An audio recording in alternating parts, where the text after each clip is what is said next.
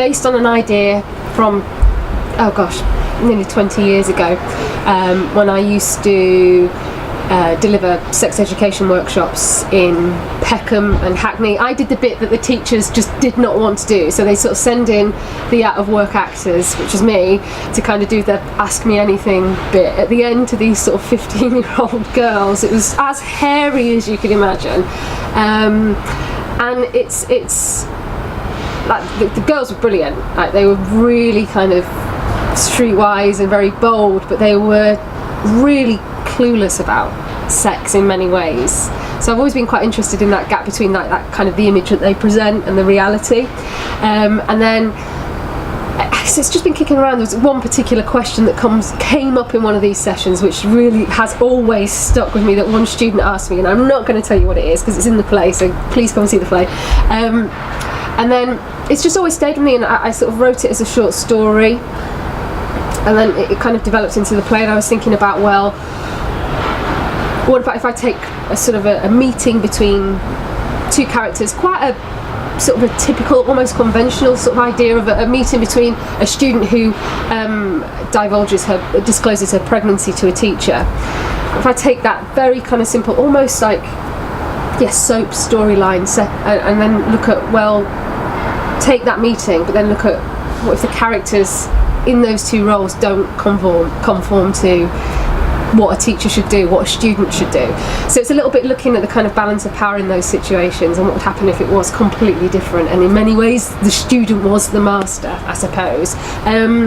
But through all that, it's sort of been, I think it all came together sort of more recently when I was looking at ideas around motherhood and fertility as well, because that's quite a big sort of thread in the play.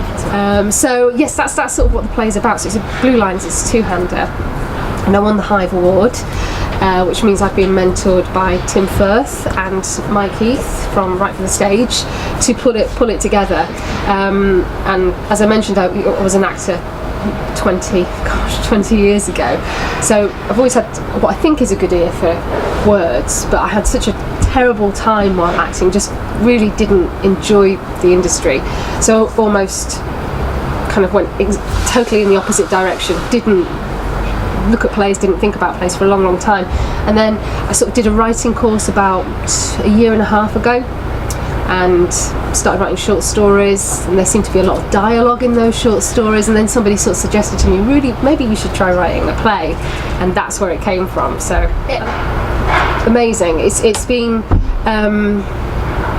I don't think it would be in the shape that it is in without their support, and I appreciate that it is, you know, both characters are female, it's a female writer, and it sort of addresses a lot of issues around sort of womanhood, but their advice has been very sensitive and really concise. I've just made a few suggestions, and like probably we lost about sort of 20 pages on that first draft alone, but his sort of sense of stagecraft and where to cut a scene has been fantastic, and I think a lot of it is to do with trust as well.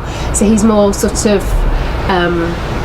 he wanted me to expand and develop those sort of like awkward pauses and allow the actors a bit more breathing space, whereas I think I was doing the kind of classic sort of first time playwright thing of like really trying to explain and write everything down.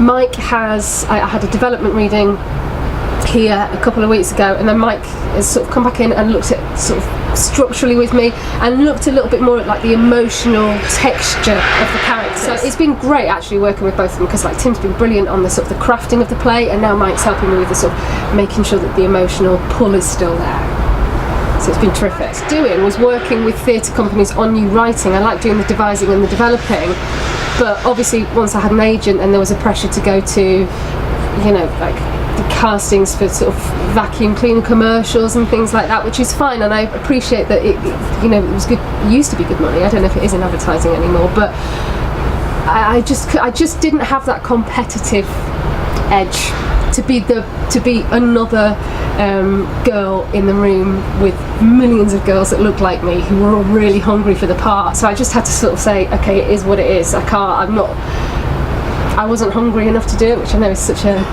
you know, bit of a Rocky Balboa sort of phrase, but I didn't have the metal in me. But I think what happened because of that, because it was something that I'd wanted to do all through my childhood, when it didn't work, I just had to just completely remove myself.